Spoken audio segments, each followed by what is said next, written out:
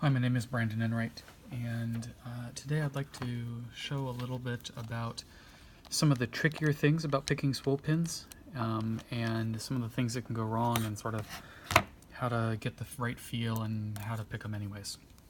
So on certain locks like these Brinks, this is a 40mm Brinks with 2 or 3 spool pins, and I think it actually has 3.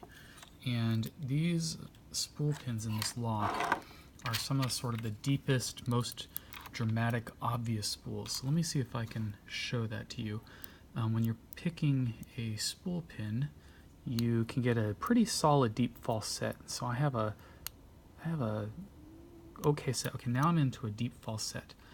You can see that instead of the core being straight up and down, it's already turned at a pretty significant angle. And when I find the spool pin, this wedge, and I lift up on it, I get a really dramatic move in my tension wrench. And then once I get it, the lock is open. This is about as easy as spool pins get, and this is probably the lock that is easiest to learn how to pick spool pins on because they talk to you so much. There's another lock. This is a Master number 570. And this also has spool pins in it, and it is way harder to pick. And that has a little bit to do with the size and the shape of the spool pins. So I want to show you what's happening. This is a nice acrylic spool and regular pin demonstration device from octosavvy.com. It's a really, really cool thing to have for training. So with a spool pin, when you put in tension, the pin sort of gets wedged, and then when you lift up on the pin, you get this counter rotation. And that's what we were feeling and seeing in the brass Brinks. So it turns out that the depth of this spool, you know, how much it's been cut in, so how narrow the beam is in the center matters, but also the thickness of the foot matters. Now, on this particular demo, the top pin is relatively tall. And that actually prevents, when we go all the way on the tension, you'll see that the thing that's preventing this from turning more is not the thickness of or how the depth of the spool. It's actually the thickness of the foot. And if that foot were, you can imagine if that foot were thicker, even thicker, it would wedge even sooner. Like we'd only be able to do a tiny counter rotation, or excuse me, we'd only be able to do a tiny sort of false set before it would stop. And then the counter rotation that we'd get would be much more subtle, right? You'd only get a tiny bit of counter rotation on it. And that's part of what is happening in this 570. Now let me take out this lower pin to demonstrate what a smaller bottom key pin will do. So with a smaller bottom key pin, you can imagine, you know, a pin like that, when you get right around there, now you have an unbelievably deep false set. And what matters is not the thickness of the foot, what matters is the actual depth of cut for the spool, how deep the spool is. And in that case, like, you get even more dramatic counter rotation. It's even more obvious. And I think that that's what's happening inside of this brass lock.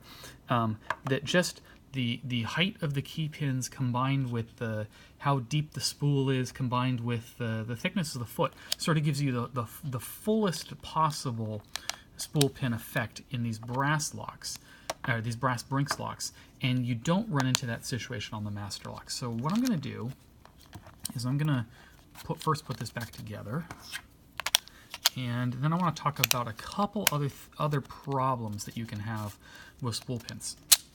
So with a spool pin, when you're applying your tension and you're lifting up and you're feeling for that counter rotation, you back up on your tension, you try to get your pin past it. You can accidentally get your pin into a state like that, where you haven't actually set it yet, but you got it past the false set. Or you got it past the part where it was catching, but you haven't gotten back into the false set. This is really a common situation to get in. And you can actually fall back into the false set like that and think that you set the pin, but you actually had the pin fall back down. But other pins, besides just the one you're picking, can also, because you're backing up on the tension, other pins can fall back down into this state. And what you have to do once you get that pin set is you have to firmly apply tension, very firmly apply tension, and then you have to very firmly with your pick go and lift each one of those and then you can get yourself into back into the false set or the lock open when you have a pin like that wedged. And then so a slightly more subtle variation of that happens when a pin falls down into this configuration where, and it's usually not the pin you just picked, it's some other pin you've already picked that falls back down in this configuration. So now it's blocking the plug from rotating again. And the fix is the same, right? You go to each one of the pins and you really shove up on it with firm tension and you'll get past it. So I want to try to actually demonstrate some of those on this Master 570. Now, this is a completely dead core.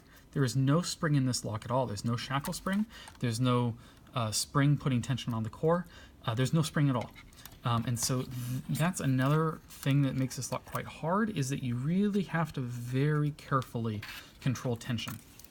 With this brass lock, because this brass brinks, because the false set is so deep, when you lift, you get that obvious counter rotation, and the spring effect sort of helps it come back too, but you don't get that on this. You have a much subtler rotation, and you don't have that spring helping you out.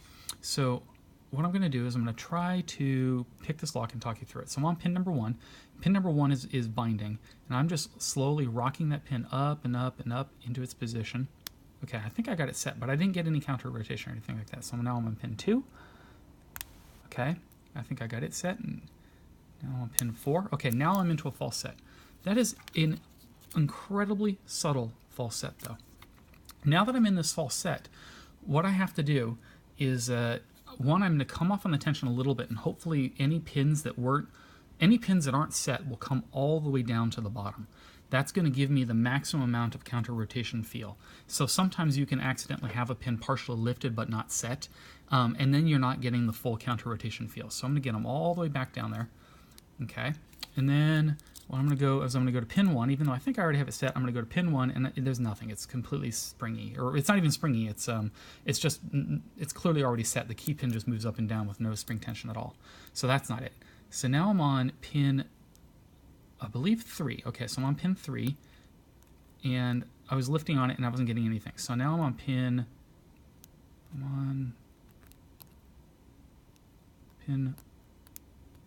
4. Okay, when I lift it,